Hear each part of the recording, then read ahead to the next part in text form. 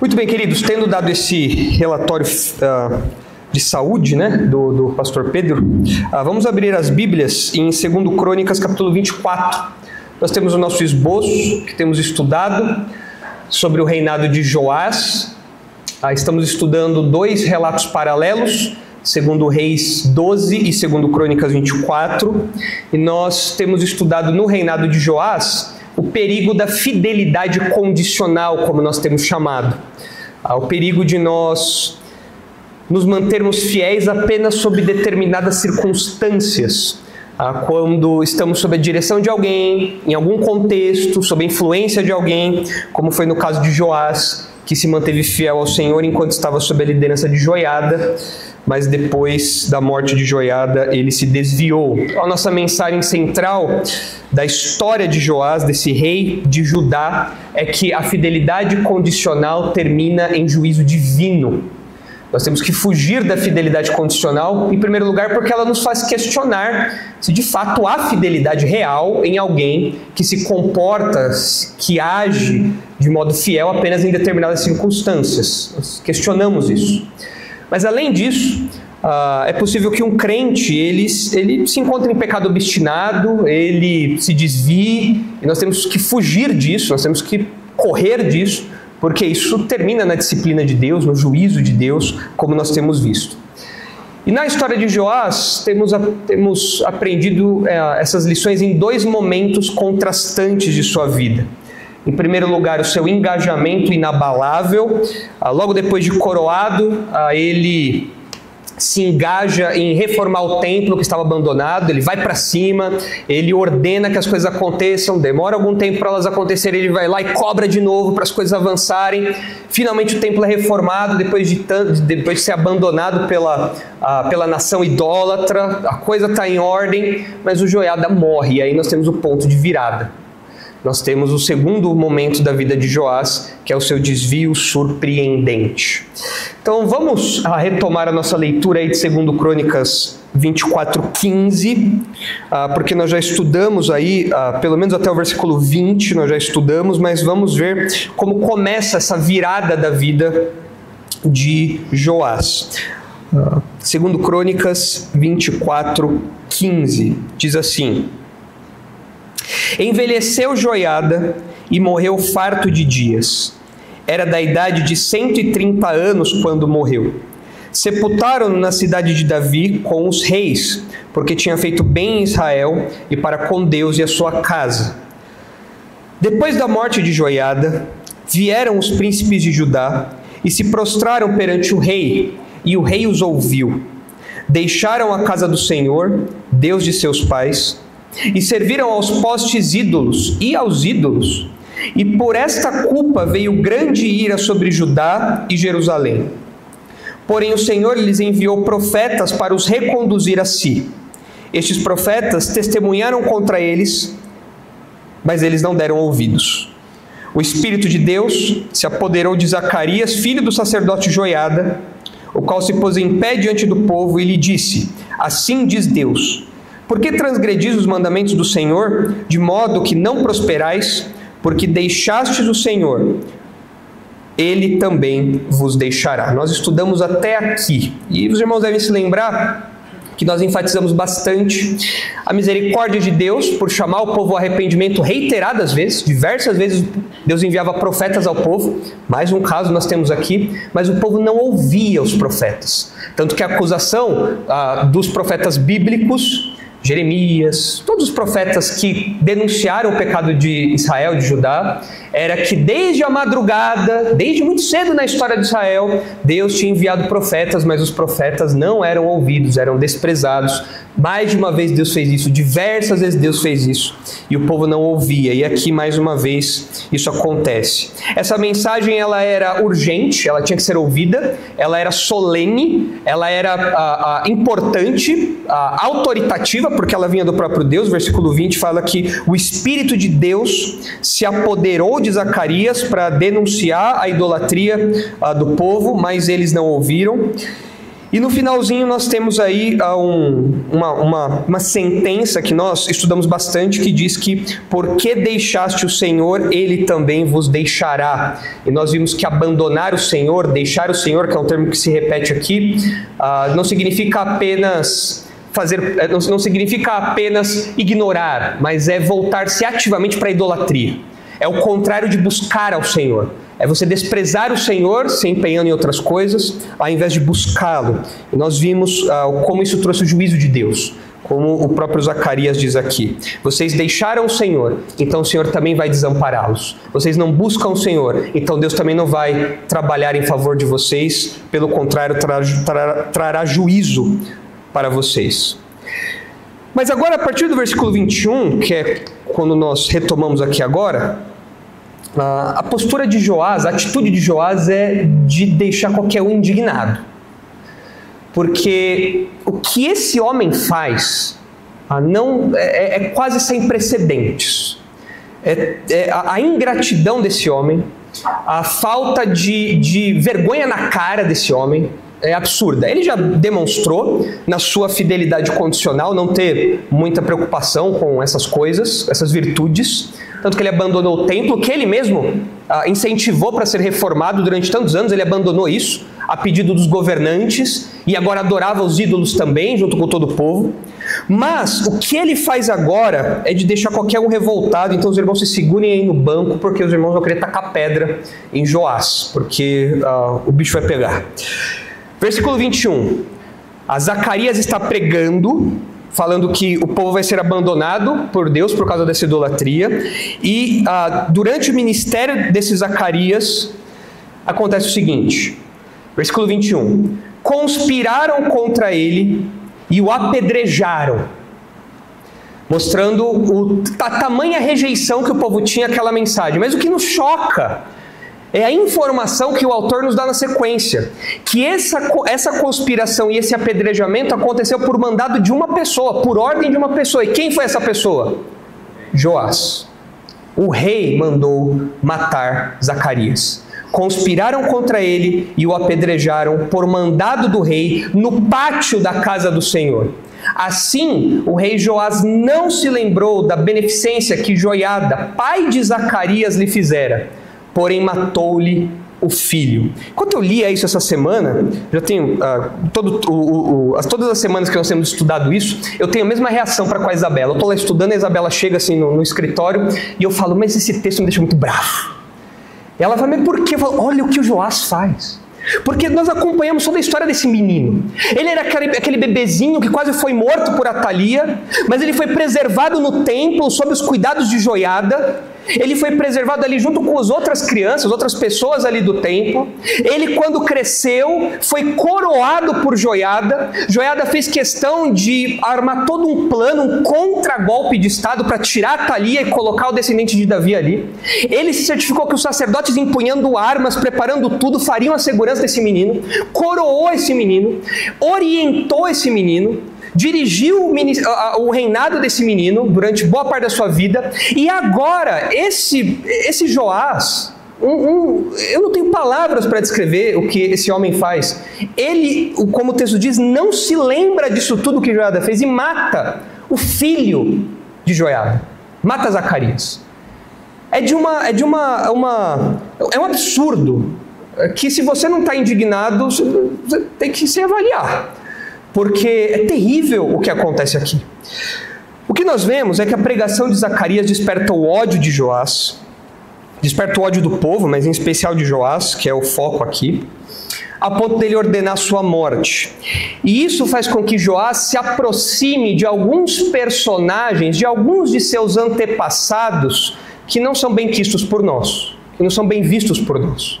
Se os irmãos olharem a árvore genealógica que eu trouxe aí, que nós já temos estudado, sei que tem muitos nomes. Pode colocar a árvore genealógica, Guilherme, por favor. Os irmãos verão alguns nomes que são antepassados de Joás e que Joás decide se aproximar ao tomar essas atitudes aqui. Os irmãos veem Joás aqui embaixo como rei de Judá, reino do sul. Mas os irmãos veem que, por causa de toda a árvore genealógica, lá em cima, nos bisavós de Joás, nós temos figuras fiéis e infiéis. Nós temos Josafá, que era um homem temente a Deus, apesar de dar algumas mancadas. Mas do outro lado, nós temos quem? Qual é o casal 20 que aparece ali? Acabe e Jezabel.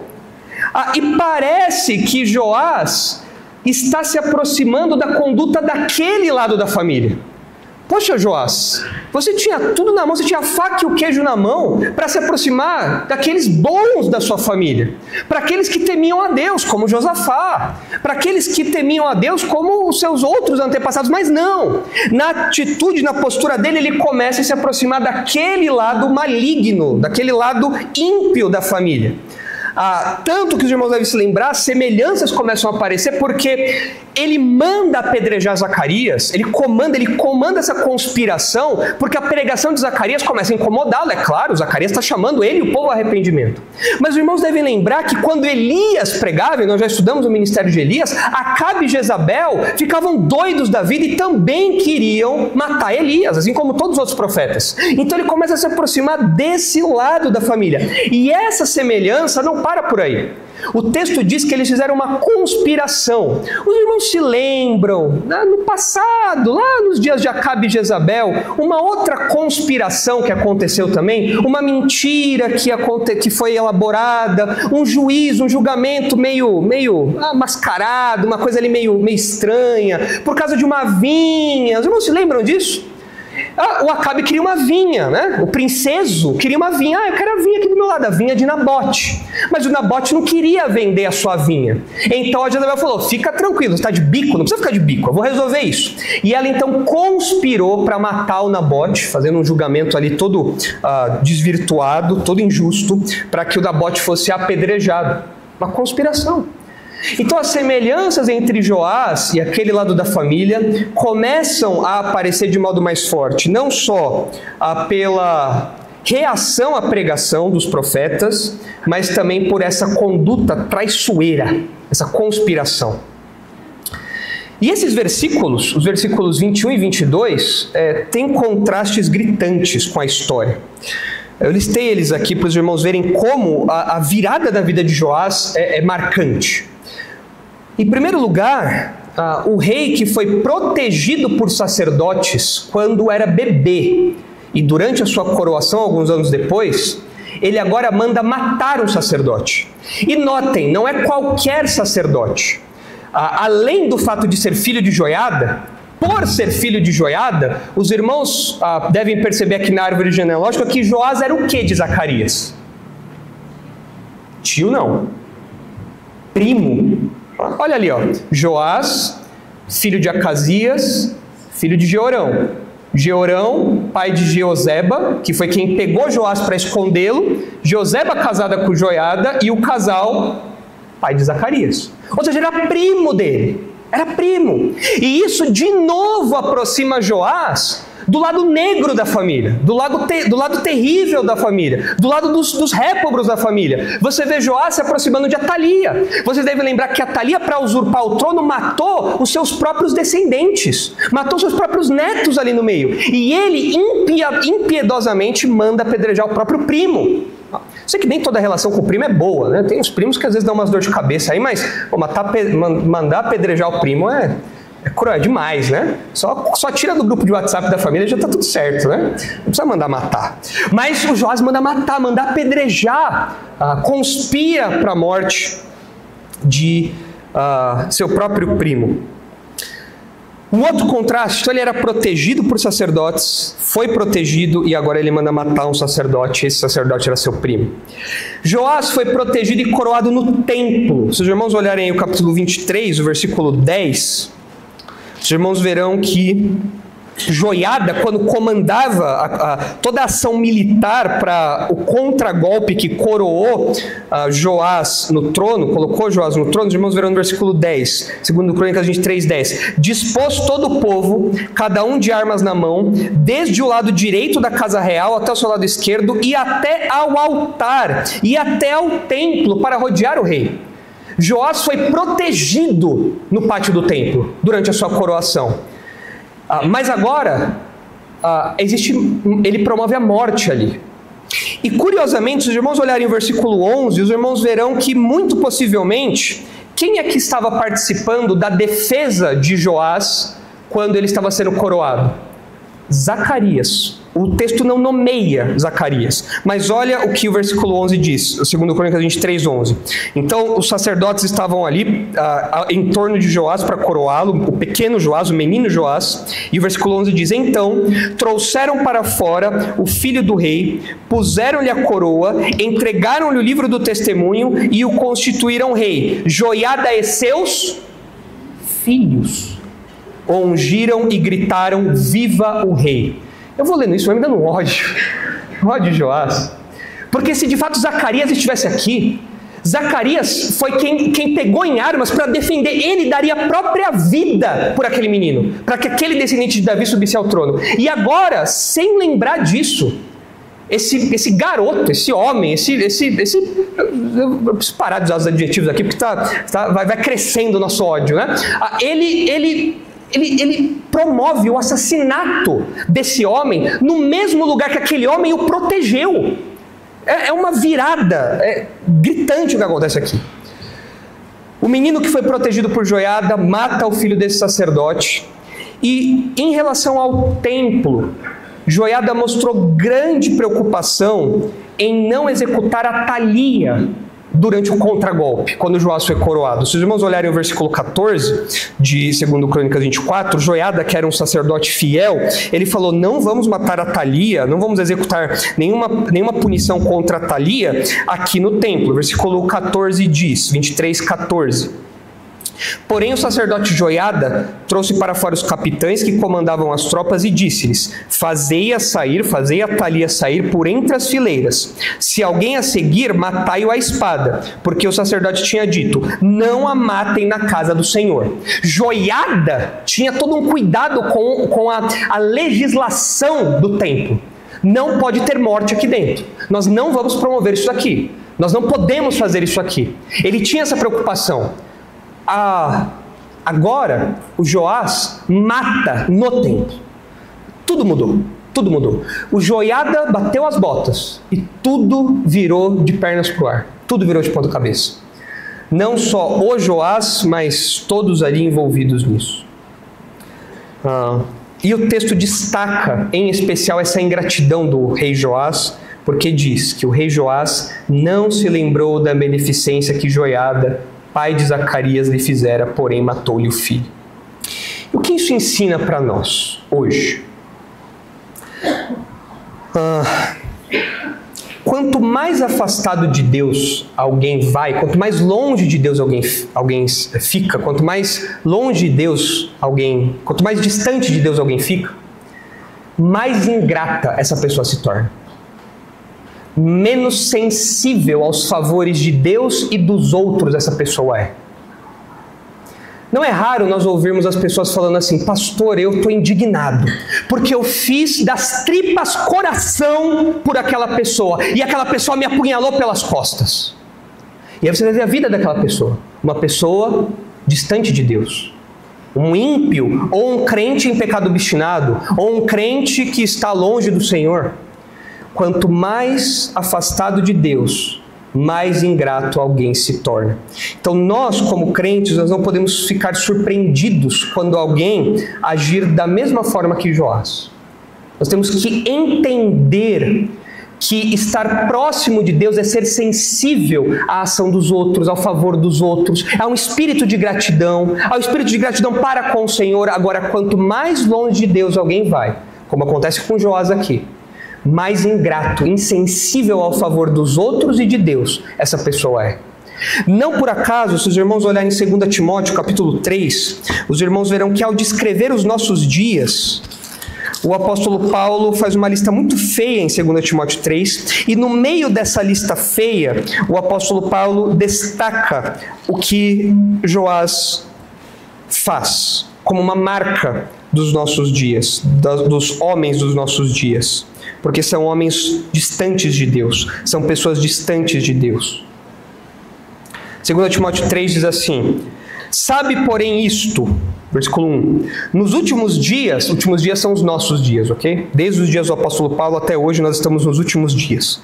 Sabe, porém, isto, nos últimos dias sobrevirão tempos difíceis, pois os homens serão egoístas, avarentos, jactanciosos, arrogantes, blasfemadores, desobedientes aos pais, ingratos. É isso que Joás foi, ingrato. Ele não se lembrou do favor que Joiada tinha feito. E a marca dos homens dos nossos dias é a ingratidão. Isso nós vemos em vários contextos. Vários contextos. Nós vemos isso acontecendo dentro de casa, filhos que são ingratos para com os pais, filhos que não valorizam todo o esforço, toda a dedicação, todo o empenho cristão em criar os filhos que desprezam isso. Nós vemos isso no trabalho, pessoas que são ajudadas, pessoas que têm uma cooperação, pessoas que são incentivadas e respondem com ingratidão. Nós vemos isso dentro da igreja, pessoas que são amparadas, pessoas que são acolhidas, pessoas que estão suportadas e essas pessoas se afastam de Deus, se afastam da igreja e respondem com ingratidão. Mas o apóstolo Paulo diz que isso é uma marca do ímpio. E é por isso que o crente, quando ele se afasta de Deus, ele se aproxima do ímpio. Exatamente como Joás está fazendo aqui. Ele está se aproximando do lado podre da família. Ele está se aproximando do lado ímpio da família. Ele está se aproximando da lista do apóstolo Paulo. E hoje, o crente pode experimentar isso também. Ele pode se afastar dos crentes, de Deus, e se aproximar daqueles que estão contra Deus, dos ímpios. Os que não estão nem aí para Deus e que são caracterizados por isso aqui. Então a ingratidão surge no seu coração. Nós, queridos, precisamos ser cuidadosos no modo como nós nos relacionamos com os incrédulos, porque nós esperamos muitas vezes dos incrédulos, seja numa sociedade profissional, seja nas relações familiares, nós esperamos gratidão. Nós esperamos algum tipo de reconhecimento, nós esperamos algum tipo de via de mão dupla. Olha, eu te ajudei nisso, me ajude nisso também. Ou, olha, eu fiz isso para você, não precisa me pagar não, mas vamos manter a paz. Nós esperamos isso. Mas quanto mais distante de Deus alguém vai, quanto mais longe de Deus alguém vai, mais ingrato essa pessoa se torna. Nós precisamos ser cautelosos. Isso deve nos alertar. Se nós estamos cultivando um espírito de ingratidão para com Deus e para com os outros, não lembrando dos favores que Deus e os outros fazem a nós, e nós nos tornamos ameaças para essas pessoas, nós promovemos o mal dessas pessoas de algum modo, talvez nós estejamos seguindo o caminho de Joás, nos aproximando mais do lado dos ímpios do que do lado dos tementes a Deus. Agora, se os irmãos olharem Mateus 23, os irmãos verão que Jesus faz uma crítica aos escribas e fariseus, uma condenação aos escribas e fariseus, que envolve direta ou indiretamente o episódio que nós estamos estudando. Direta ou indiretamente, e eu vou explicar aos irmãos por que direta ou indiretamente. Porque o que nós estamos vendo aqui é o assassinato de um profeta. E nós sabemos que isso aconteceu várias vezes na história de Israel. Nós já estudamos isso durante o ministério de Elias, nós vimos várias vezes ao longo da história dos reis.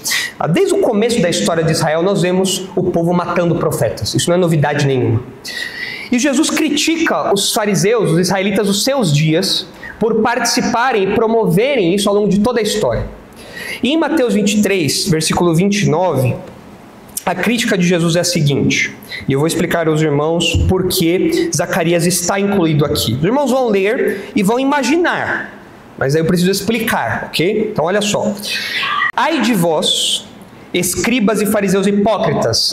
O capítulo 23 de Mateus é um capítulo de juízo. Esse ai de vós é um juízo que Deus está emitindo contra esses homens. Como que antecipando o sofrimento deles pelo juízo que Deus vai trazer. Ai de vós, escribas e fariseus hipócritas, porque edificais os sepulcros dos profetas, adornais os túmulos dos justos e dizeis, se tivéssemos vivido nos dias de nossos pais, não teríamos sido seus cúmplices no sangue dos profetas. Como os fariseus eram bonzinhos, piedosos, né? Olha só, hoje nós prestamos reverência ao túmulo dos profetas, porque nós ficamos indignados com o que os nossos antepassados fizeram. Nós ficamos indignados com o que os nossos pais fizeram ao matar os profetas. Se nós e estivéssemos lá, nós jamais faríamos isso. Jesus ouve isso e fala, como esses homens são hipócritas. Por quê? Olha só. Versículo 31. Assim, contra vós mesmos testificais que sois filhos dos que mataram os profetas. O que Jesus está dizendo aqui ao falar que eles são filhos, não é só que eles são descendentes, mas eles compartilham do mesmo pensamento. Vocês de fato são filhos dos seus pais. Vocês mostram isso pelas suas ações. Como diz aquele ditado, né? A árvore, o fruto não cai muito longe da árvore, né? Jesus está falando isso, vocês são filhos dos pais de vocês mesmos. Vocês têm o mesmo pensamento, a mesma conduta. Versículo 32. Enchei vós, pois, a medida de vossos pais. A linguagem de Jesus aqui é que cada assassinato, cada oposição aos profetas é como se a taça da ira de Deus fosse ficando mais cheia. E Jesus fala, e vocês estão quase transbordando. Vocês que se acham tão diferentes, vocês são iguais. Prova disso é que vocês estão querendo me matar. Vocês estão querendo atentar contra a minha vida. E vocês estão preenchendo um pouquinho que falta para o copo, para o cálice da ira de Deus transbordar. Enchei, pois, a medida de vossos pais, serpentes, raça de víboras. Onde está aquele Jesus? Cor de rosa, né, que o pessoal pinta, né, que não usa palavras duras, né, que é todo preocupado com o politicamente correto, né? Jesus chama eles de raça de víboras. De fato eram. Claro, nas suas palavras, Jesus nunca pecou, ele nunca usou de palavrões ou coisa do tipo, mas denúncias ele fez. E esses homens tinham, de fato, esse caráter. Como escapareis da condenação do inferno? Por isso, eis que eu vos envio profetas, sábios e escribas. A uns matareis e crucificareis, a outros açoitareis nas vossas sinagogas e perseguireis de cidade em cidade. Jesus está falando, olha, vocês vão completar essa medida que falta sobre vocês, porque serão enviados para vocês os profetas do Novo Testamento, os apóstolos, os discípulos, e vocês vão persegui-los, vocês vão matá-los. Como seus pais fizeram no passado, vocês vão fazer com os meus discípulos que vão ser enviados a vocês. Versículo 35. Para que sobre vós recaia todo o sangue justo derramado sobre a terra. E agora preste atenção. Desde o sangue do justo Abel até ao sangue de Zacarias. Fala, opa, conheço um Zacarias. Eu acho que Jesus está pensando nesse Zacarias. E olha só como continua. Filho de Baraquias, aí que complica, só o Zacarias é filho de quem? Joiada. E aqui fala filho de Baraquias. A Bíblia errou, né? Jesus errou. Jesus cometeu um erro aqui, um deslize. Curiosamente, eu li um comentário bíblico em que o comentarista bíblico, a rigor, um estudioso da Bíblia, ele fala, aqui um evangelista cometeu um pequeno deslize. Ele cometeu um pequeno deslize. Então... Mas não, foi você, comentarista, que cometeu um grande deslize.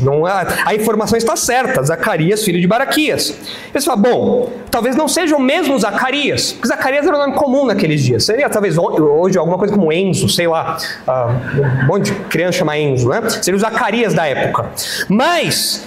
pode ser outro Zacarias. Só que aí Jesus continua, a quem matastes entre o santuário e o altar. Você fala, só pode ser o Zacarias que a gente está estudando.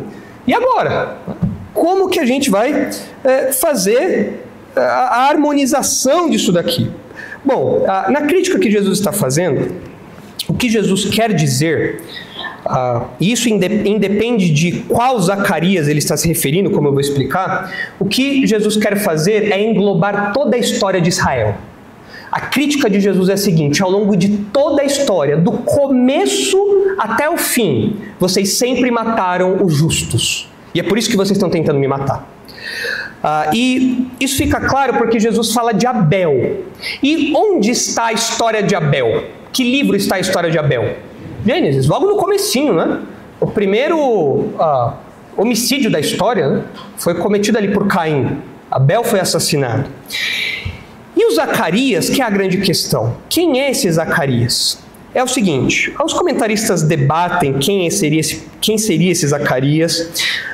Existem algumas opções, eu não quero cansar os irmãos com isso, mas eu preciso explicar o texto, porque é um texto que passa que se conecta com o texto que nós estamos estudando. Pode ser que esse Zacarias seja de fato o Zacarias que nós estamos estudando. Pode ser, é uma possibilidade, que seja de fato o Zacarias que nós estamos estudando. E por que Jesus mencionaria esse Zacarias? Porque na ordem dos livros da Bíblia hebraica, o livro de Crônicas era o último livro, não era igual a nossa Bíblia. Na ordem dos livros da Bíblia hebraica, Crônicas estava no final. Então era como se Jesus falasse: vocês mataram os profetas de Gênesis até Crônicas. O que seria o nosso equivalente a falar de Gênesis a Apocalipse? Seria o nosso equivalente. Então pode ser que Jesus esteja se referindo a esse Zacarias por falar isso. O problema é que o texto fala que esse Zacarias não era filho de Joiada, mas filho de Baraquias. E nós conhecemos na Bíblia um outro Zacarias que é filho de Baraquias, que é o autor do livro bíblico de Zacarias, da profecia de Zacarias. Se os irmãos verem lá depois Zacarias 1, os irmãos vão ver que é Zacarias, filho de Baraquias. Então, complica, porque há uma diferença histórica. O Zacarias, que nós estamos estudando em Crônicas, viveu séculos antes do Zacarias profeta.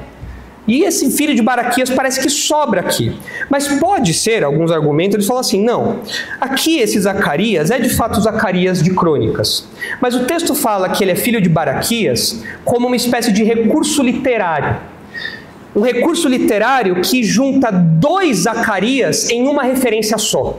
É como se Jesus quisesse se referir a duas pessoas com o mesmo nome, duas pessoas que de algum modo compartilharam da mesma experiência de oposição do povo e talvez até de martírio. Ele junta dois nomes iguais em uma citação só. Então ele fala de Zacarias, filho de Baraquias. Mas são dois Zacarias que existiam. E Jesus está pensando nos dois, mas ele se refere a um só. Bom, essa explicação eu particularmente não acho tão interessante, mas pode ser que tenha alguma realidade nisso. Pode ser também que Baraquias aqui, o nome, né, seja na verdade uma espécie de apelido para Joiada. Então talvez fosse uma espécie de apelido que ele ganhou pela postura dele e tudo mais. E pode ser que Baraquias seja o nome de um outro antepassado de Zacarias, filho de Joiada. Talvez houvesse lá um bisavô, um tataravô, alguém assim que era Baraquias e filho entra como um descendente. Pode ser. Mas isso colocaria então o nosso Zacarias aqui. Então Jesus estaria falando: vocês mataram os profetas, os justos, desde Abel em Gênesis até Zacarias em Crônicas. E Jesus estaria se referindo ao nosso Zacarias.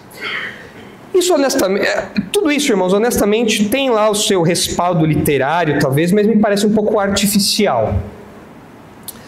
Eu acredito que Jesus esteja falando não do nosso Zacarias, mas que Jesus esteja falando do Zacarias profeta mesmo.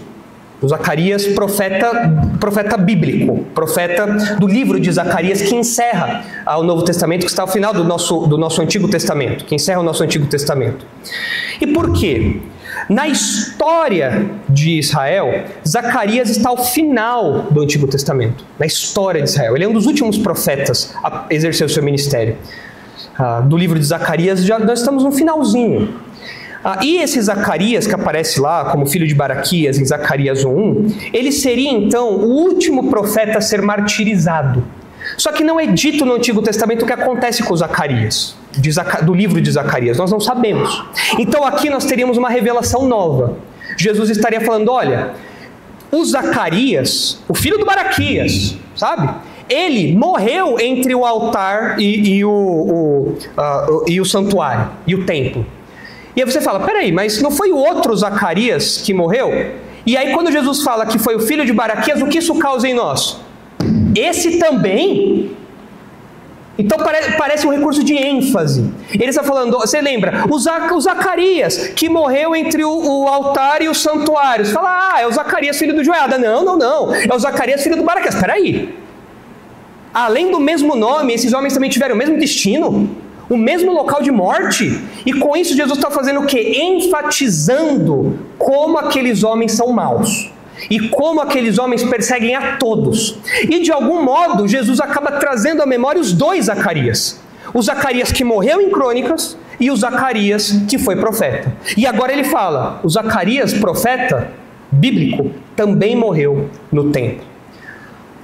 Então essa eventual duplicidade, essa eventual dupla referência aí, a que Jesus faz ao Zacarias de Crônicas e ao Zacarias profeta bíblico, nos lembra, ou enfatiza, reforça, que de fato o povo matava todos os profetas de Deus.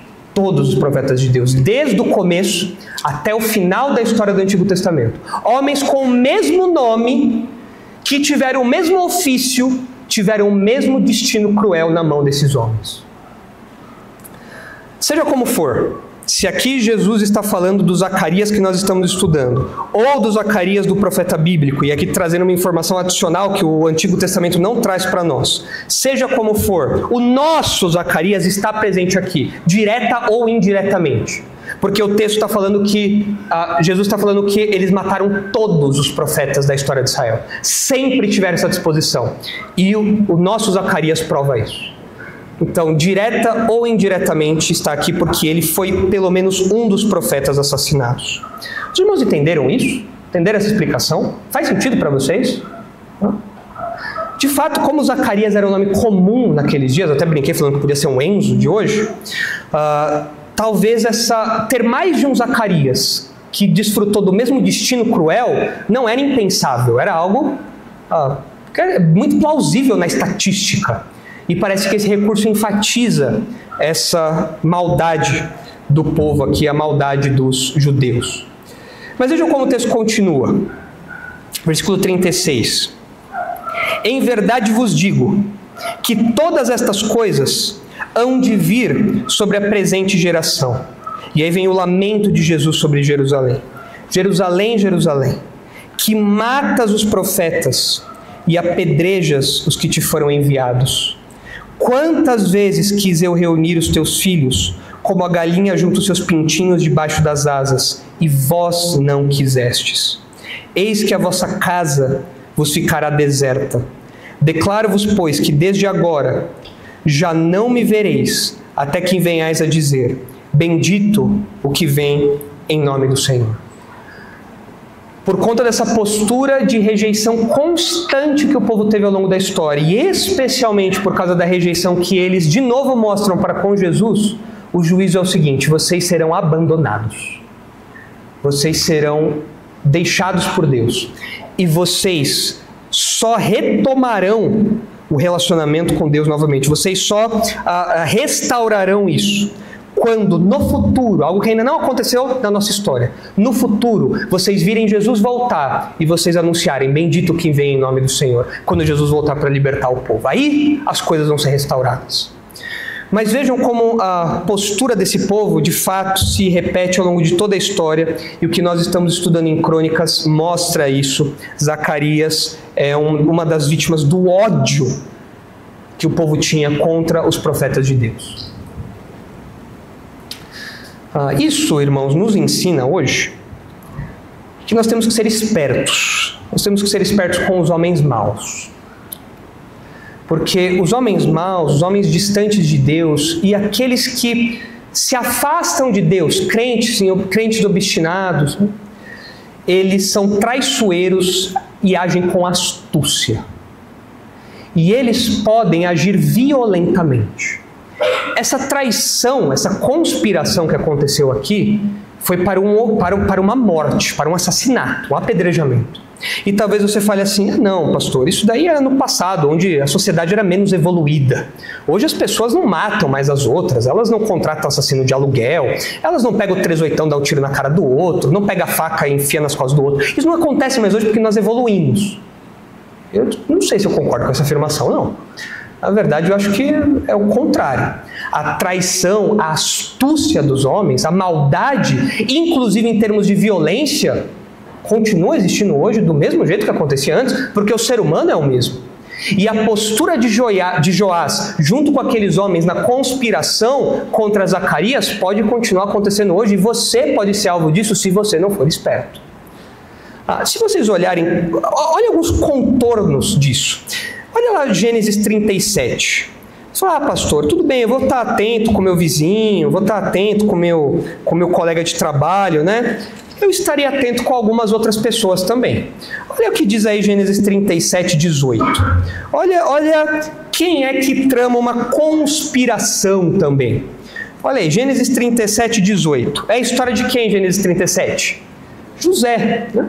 E olha só quem conspira contra José. de longe o viram, e antes que chegasse, conspiraram contra ele para o matar. E diziam um ao outro: vem lá o tal sonhador. Olha lá o sonhador lá. Olha lá o preferidinho lá, o que sai especial lá. Os irmãos com raiva de José. Vinde, pois agora, matemo-lo e lancemo-lo numa dessas cisternas, e diremos: um animal selvagem o comeu, e vejamos em que lhe darão sonhos. Olha o ódio desses irmãos aqui. Eu sei que às vezes a relação, quer dizer, eu sei não porque eu sou filho único, né? Mas eu imagino que às vezes a relação de irmãos chega em pontos um pouco tensos, né? Precisa até de uma diplomacia paternal, né? Uma diplomacia maternal ali. Mas o que essas pessoas fazem aqui, o que esses homens fazem aqui, é de uma crueldade terrível. Eles falam: vamos matá-lo, vamos jogá-lo aí nesse poço, e vamos fingir que algum animal estraçalhou ele, algum animal comeu ele. Vamos ver o que esse tal de sonhador aí vai falar agora com isso. Mas Rúben, ouvindo isso, livrou das mãos deles e disse: não lhe tiremos a vida. Pelo menos alguém com um pouco de sensatez. Eles falam: o Rúben vai falar: que isso, gente? O Rúben vai dar uma de direitos humanos aí, né? Fala: não, peraí, gente, o que é isso? Nosso irmão, sangue do nosso sangue. Também lhes disse Rúben: não derrameis sangue, lançai-o nessa cisterna que está no deserto, e não ponhais mãos sobre ele. Isto disse para o livrar, a fim de o restituir ao pai. Mas logo que chegou José aos seus irmãos, despiram-no da túnica, a túnica talar de mangas compridas que trazia, e tomando, o lançaram na cisterna vazia, sem água. E aí a história continua, os irmãos já conhecem. Apesar do apelo de Rúben, realmente não mataram José, mas também promoveram o mal dele, e toda a história continua. Mas vejam, de onde veio a conspiração aqui? Da própria família. Irmãos, o teu primo, o teu tio, tua tia, o vovô e a vovó, e até mesmo seus pais, às vezes podem ser fonte de conspiração contra você, por você ser um crente, por você ser um justo. Não se engane. O meu primo jamais faria isso comigo. Nós crescemos juntos. A gente compartilhava tudo ali, a gente ia para a mesma escola, a gente compartilhava lá o pão com ovo na hora do intervalo, a gente brincava junto de carrinho de rolemã. Meu primo jamais faria isso. A conspiração pode vir de dentro da família. Cuidado, esteja atento com isso. Não seja inocente. E a Bíblia nos alerta de coisas que podem acontecer. Quantas pessoas se decepcionam com familiares porque são alvo de conspiração, traição, e às vezes até com coisas violentas. Mas por que não vem a antropologia e a hamartiologia bíblica? Você pode conversar com seu primo, você pode conversar com seu tio, mas lembre-se, alguém longe de Deus é alguém ingrato, é alguém mau, é alguém que pode agir com astúcia para te prejudicar. Isso pode vir dentro da sua casa. Vejam o que diz Marcos 3. Olha uma outra característica dessa conspiração. Marcos 3. A gente poderia falar muito sobre isso, porque o salmista fala muito dos homens maus como aqueles que tramam o mal, aqueles que conspiram para matar o salmista. O livro dos Salmos menciona muito essa temática, nós poderíamos ver vários salmos que falam sobre isso, mas para abreviarmos o nosso tempo aqui, vejam como a conspiração assume alguns outros contornos em Marcos 3. É a conspiração contra Jesus. Jesus também foi alvo de conspiração, de uma tramóia para que ele fosse morto. E veja só os contornos disso. Marcos 3:6. Retirando-se os fariseus, conspiravam logo com os herodianos. Meus irmãos, um pouco de informação aqui de pano de fundo. Esses dois grupos eram inimigos. Era como se você pegasse talvez hoje, sei lá, um palmeirense e um corintiano. Eu ia usar uma figura política, mas essa acho que é mais dramática para os efeitos ilustrativos aqui, né? Você pega um palmeirense e um corintiano, né? Você pega um vegano e um carnivorista, né? E põe eles lado a lado lá, vamos matar o fulano, vamos atrás, né? E alguém de extrema direita, como dizem hoje, né? E alguém de extrema esquerda, e põe os dois juntos para conspirar. Eles se tornam amigos nessa conspiração. Retirando-se os fariseus, conspiravam logo com os herodianos contra ele, em como lhe tirariam a vida. Notem aqui de novo o aspecto violento. Eles não querem tirar Jesus de cena exilando Jesus. Eles não querem dar um cancelamento digital em Jesus. Eles querem cancelar a vida mesmo. Querem tirar Jesus de cena. Literalmente, matar Jesus. De novo, a conspiração pode chegar a níveis violentos. E essa conspiração pode envolver alianças impensáveis. Juntando os tópicos da família com isso, talvez você se lembre de algum caso em que parentes que nunca se bicaram começam a se bicar agora para fazer o mal do outro. É o tio e a tia que nunca se falaram, mas para falar mal de você, para fazer alguma coisa ruim, começa a trocar mensagem no WhatsApp. Olha, eu sei que o nosso passado foi difícil, mas agora a gente está unido para fazer aquilo. Mas fora do contexto familiar, é claro, isso acontece. No trabalho, na escola, na faculdade. Essa conspiração pode assumir esses contornos aqui. Inimigos se unem contra um alvo em comum. Já diria o ditado, né? O inimigo do meu inimigo é meu amigo. Para derrotar o São Paulo, eu me uno com os corintianos, sem problema. Eu falo uns nós vai, nós fomos, eu falo um Mano Brown, eu falo aí, sei lá, eu falo do Coringão, não tem problema. Eu, palmeirense, vou me juntar lá com o pessoal, não tem problema. Contra um alvo em comum. Essa é a conspiração. Então não seja inocente. Meus irmãos, como o povo de Deus às vezes é ingênuo. Jesus disse que nós temos que ser sagazes como as serpentes. Nós temos que ser espertos. E tem crente que acredita na aproximação com incrédulos. Tem gente que acredita na aproximação íntima, até mesmo com familiares incrédulos. A conspiração pode vir de onde nós menos imaginamos, em formatos, em contornos surpreendentes. E a história de Joás mostra isso para nós aqui. Agora, enquanto Zacarias estava sendo apedrejado, ele diz uma palavra para Joás. O texto de Crônicas continua falando assim: Este, Zacarias, ao expirar, disse: O Senhor o verá e o retribuirá. As palavras finais de Zacarias são palavras de juízo. Zacarias, como profeta, traz um juízo contra aqueles homens, especialmente contra Joás. E esse juízo vai se cumprir logo mais, porque se os irmãos olharem o versículo 23, o versículo seguinte, o texto fala: antes de se findar o ano. Por que o autor bíblico diz antes de se findar o ano? Significa que foi rápido. O Senhor o verá e o retribuirá. Antes de se findar o ano, o tempo nem passou. A estação mal virou e o juízo de Deus veio. Agora, é curioso nós observarmos a expressão que Zacarias usa aqui.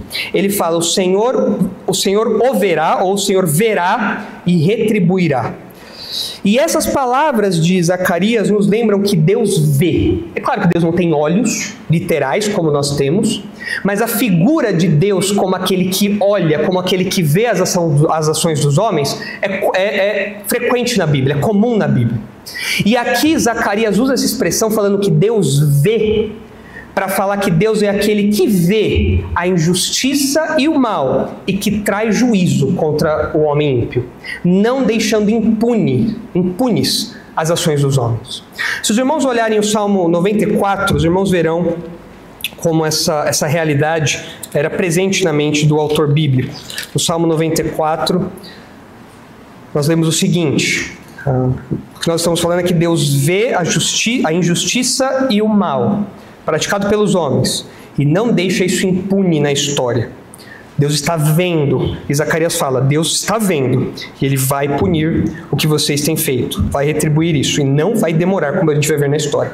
Salmo 94 diz assim, versículo 1: O Senhor Deus das vinganças, ó Senhor Deus das vinganças, ó Deus das vinganças, resplandece. A terminologia já encaixa muito bem no que nós estamos falando. De fato, nós vemos no Novo Testamento que a vingança pertence a Deus. Não cabe a nós executar a vingança. Deus é quem executa a vingança. Ele é o Deus das vinganças. E nós precisamos lembrar isso. Exalta-te, ó juiz da terra. Dá pago aos soberbos. Até quando, Senhor, os perversos? Até quando exultarão os perversos? Proferem impiedades e falam coisas duras, vangloriam-se os que praticam a iniquidade, esmagam o teu povo, Senhor, e oprimem a tua herança, matam a viúva e o estrangeiro, e aos órfãos assassinam, e dizem, veja o que os homens ímpios dizem: o Senhor não o vê, e nem disso faz caso Deus de Jacó. Deus não vê o que nós estamos fazendo aqui. Nós fazemos o mal aos homens, nós promovemos o mal dos menos favorecidos, daqueles desamparados, mas o Deus de Israel não está nem aí para isso. Deus não vê. O que Zacarias fala? Deus vê. Olha como continua o salmo. Atendei, ó estúpidos dentre o povo, e vós, insensatos, quando sereis prudentes? O que fez o ouvido, acaso não ouvirá? E o que formou os olhos, será que não enxerga?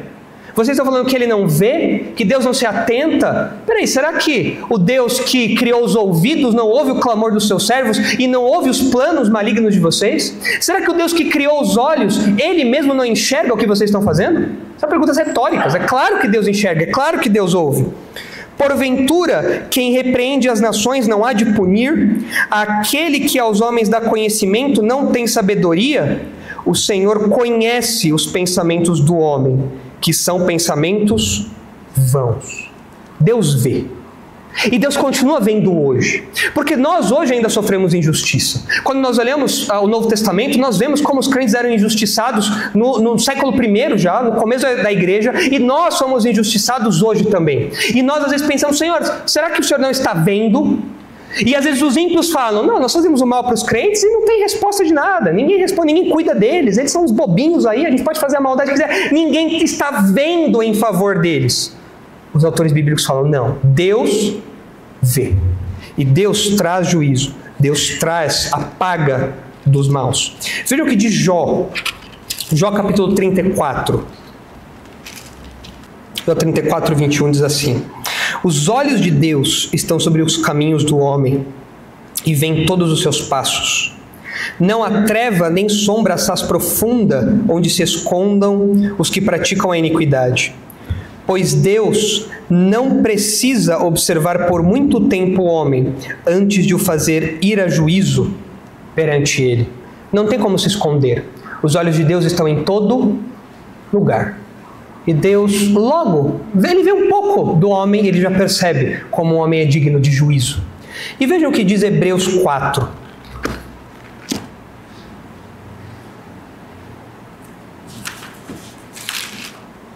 Hebreus 4:12. Essa realidade que nós estamos estudando, ela tem que causar um duplo efeito em nós. Isso está atrelado à onisciência, à onipresença de Deus, também a sua imanência, o fato dele interagir conosco, dele nos acompanhar. E o duplo efeito que isso tem que causar em nós são os seguintes. Em primeiro lugar, isso nos traz consolo, porque nós vivemos injustiça, nós sofremos injustiças. Os homens maus cometem injustiças contra nós, conspiram contra nós. E nós esperamos que eles tenham a paga por isso. E Deus não faz vistas grossas. Deus vê. Deus está atento. Deus sabe cada injustiça que o seu povo sofre. E Ele vai dar a paga por isso. Então isso nos traz consolo. Talvez eu não veja isso nos meus dias, mas eu sei que em algum momento da história, Deus vai trazer a paga aos ímpios pelas injustiças que eles cometem. Nós vemos isso acontecendo em Apocalipse, nós vemos isso acontecendo várias vezes ao longo da história bíblica, mas existe um efeito para nós que somos crentes, que é de atenção, de zelo, de piedade, de temor a Deus. Porque se Deus vê a ação dos ímpios, Ele também vê as minhas ações. Deus vê também os pecados que eu cometo. Deus vê também as injustiças que eu cometo. E Ele também disciplina o seu povo pelo que Ele vê no seu povo. E nós vemos isso acontecendo em Apocalipse também. Em Apocalipse, Jesus é descrito como aquele que tem olhos de fogo. Ou seja, aquele que vê a impureza na sua igreja e purifica a sua igreja. Os olhos de Deus veem a injustiça do ímpio, mas também veem as ações do crente. Então eu preciso me portar com temor diante dessa verdade. Por que eu não me envolvo com pornografia? Ninguém está vendo. Mas por que eu, como crente, não posso me envolver com pornografia? Porque Deus está vendo. E Deus é aquele que tem olhos de fogo. Por que eu não me envolvo com roubar alguma coisa ali no trabalho? Ninguém está vendo, só eu ali. Por quê? Porque Deus está vendo. E Ele é aquele que cuida do seu povo com olhos de fogo. Deus vê. Isso tem que me causar temor. Veja o que diz Hebreus 4:12. É um texto conhecido, que geralmente ele é um pouco mal aplicado. O texto diz assim: porque a palavra de Deus, e aqui nós entendemos a palavra de Deus como a Bíblia, mas na verdade não é Bíblia, é o juízo de Deus, é a sentença que Deus dá, é o julgamento de Deus. Porque a palavra de Deus, aquilo que Deus sentencia, é viva e eficaz e mais cortante do que qualquer espada de 2 gumes, e penetra até ao ponto de dividir alma e espírito, juntas e medulas, e é apta para discernir os pensamentos e os propósitos do coração. Ou seja, no seu juízo, Deus vai no mais profundo do homem. Os seus olhos são como uma ressonância magnética de altíssima precisão, que não vê apenas aquilo que está aparente, mas vê as nossas intenções. Deus vê os nossos corações. De fato, o Antigo Testamento já enfatiza isso várias vezes. O homem só consegue ver por fora, mas Deus vê o coração. Deus vai até o fundo, e os olhos dele penetram na nossa alma e discernem as nossas motivações, as nossas intenções, tudo isso. E não há criatura que não seja manifesta na sua presença. Pelo contrário, todas as coisas estão descobertas e patentes aos olhos daquele a quem temos de prestar contas. Todos estão diante dos olhos de Deus. Todos. Ninguém se esconde dos olhos de Deus. E se você é crente, isso tem que causar em você consolo, porque Deus vê o mal e trará o juízo para isso. Mas isso tem que te causar temor. E eu acho que falta no povo de Deus é temor. Eu tenho lido um livrinho, eu não trouxe aqui para mostrar para os irmãos, mas já comentei com os jovens, um livro que não tem em português, que chama O Temor Esquecido. E a proposta do livro é uma teologia bíblica sobre o temor de Deus. Inclusive eu vou apresentar uma série de estudos baseada nesse livro para os jovens do Darash. Eu sei que alguns irmãos acompanham os vídeos do Darash, então em breve os irmãos verão essa série lá. E um dos elementos que esse autor põe, um dos ingredientes que ele põe como essencial para o temor a Deus é lembrar que Deus vê tudo. Se você esquece disso, você se entrega ao pecado. Você vive uma vida de impiedade, porque você esquece que Deus está vendo o que você está fazendo. E Ele vê tudo que você faz. E não só aquilo que você faz por fora. Deus vê também aquilo que você pensa. Lembra do Salmo 139? Ainda a palavra não me chegou à língua, mas tu, Senhor, já conheces tudo. Aquilo que você pensa, Deus sabe. Aquilo que você imagina, Deus sabe. Os olhos de Deus vão profundos na alma dos homens. E todos nós teremos de prestar contas a esse Deus. Crentes e incrédulos prestarão contas a esse Deus. Os ímpios prestarão contas para a sua condenação. Os crentes prestarão contas para a avaliação da nossa vida cristã. Se nós teremos algum tipo de galardão ou não, de acordo com aquilo que nós fizermos em vida. Mas todos nós prestaremos contas diante de Deus. Quando eu ensino esse atributo no colégio onde eu dou aula para as crianças, o atributo da onisciência de Deus, eu sempre apresento isso que eu disse para os irmãos, que é algo bom e algo temível. É algo que consola e algo que tem que fazer a nossa perna tremer. Porque para os crentes isso causa consolo, isso deve causar temor, e para os incrédulos isso tem que causar um pavor inimaginável. Porque você tem um inimigo que conhece o seu interior e você não tem como se esconder dele. Se você está me ouvindo aqui, você é um ímpio, Deus te vê em todo lugar que você vai. Deus vê o teu coração, todos os teus pensamentos, por onde quer que você vá. Você tem um inimigo que não tem como você se esconder. Não tem como. Você fala, não, eu vou me esconder debaixo da minha coberta. Deus vai estar lá. Eu vou me esconder, sei lá, no Acre. Por incrível que pareça, Deus vai estar no Acre. Deus vai estar lá olhando. Eu vou me esconder vou me esconder num templo satânico. Surpresa, quem vai estar lá? Deus vai te ver lá. Eu vou me esconder em pecados. Eu vou calar minha consciência. Deus vai estar te vendo e vendo o seu coração. Isso é apavorante. Isso tem que te fazer tremer, porque o teu inimigo está sempre perto de você e conhecendo tudo o que acontece com você. O teu inimigo é incansável. Você tem inimizade contra um Deus que sabe tudo, um Deus que vê tudo, e que dá o juízo, e que dá a paga. E se você é um ímpio, um dia você terá o juízo eterno vindo desse Deus. Não tem como fugir disso. Deus sabe todas as tuas obras. Tudo, tudo, tudo. Vejam o que diz Apocalipse. Vamos terminar lendo esse texto.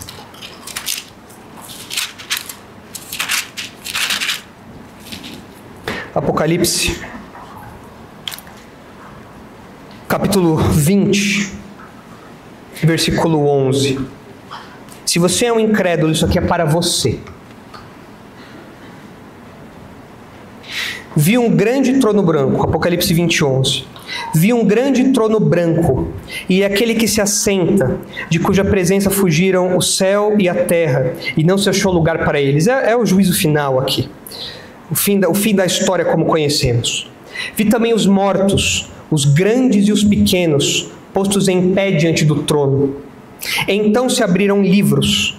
Ainda outro livro, o livro da vida, foi aberto.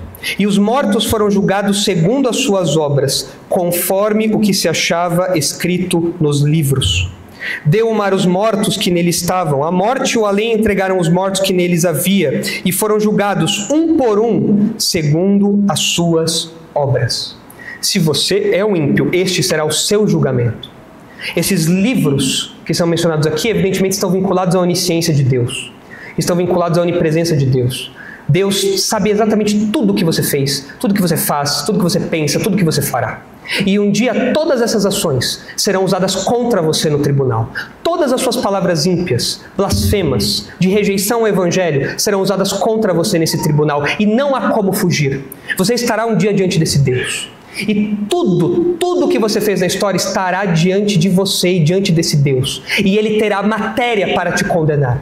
Ele terá matéria para calibrar a sua condenação. E você tem que se arrepender, porque não adianta você pedir perdão nesse momento da história.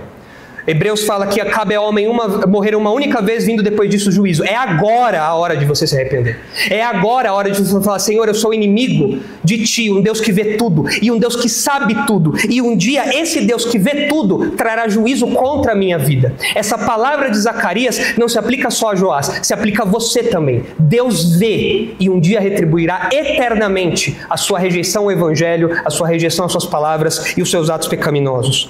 Qual é o único jeito de você fugir dessa condenação? É que o seu nome esteja escrito em um outro livro. Qual é o outro livro que o seu nome tem que estar escrito, que aparece aqui? O livro da vida. Aparece no versículo 12. Veja a sequência no versículo 14. Então a morte e o inferno foram lançados para dentro do lago de fogo. Esta é a segunda morte, o lago de fogo, um sofrimento eterno de corpo e alma. E se alguém não foi achado inscrito no livro da vida, esse foi lançado para dentro do lago de fogo. Deus vê tudo e dá a paga ao mal. Se você não tiver o seu nome escrito no livro da vida, esse é o seu destino. E assim como aconteceu com Joás em vida, vai acontecer com você pela eternidade. O único jeito é você crer no Senhor Jesus como seu único e suficiente Salvador. E crendo nele, ter os seus pecados perdoados, para que então o seu nome esteja escrito no livro da vida e você não participe desse julgamento terrível aqui. Porque assim como a palavra de Zacarias se cumpriu, não duvide, a palavra de Apocalipse também vai se cumprir. E todos os ímpios comparecerão diante desse Deus que vê tudo e que dá a paga ao mal. Nós vamos parar por aqui. Já precisamos tomar um omeprazol, uns comprimidos de omeprazol hoje por causa do Joás. Vou ter uma pequena indigestão no almoço. Na hora de comer o frango com macarrão, vocês vão ficar um pouquinho com raiva.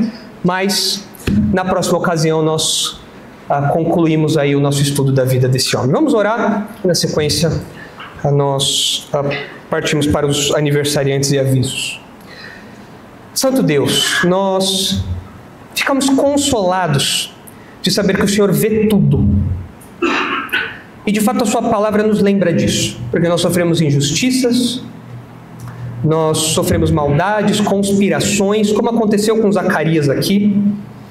E nós somos consolados de saber que o Senhor fará justiça no seu tempo, o Senhor trará vingança no seu tempo, da sua forma, com justiça e verdade aos homens maus.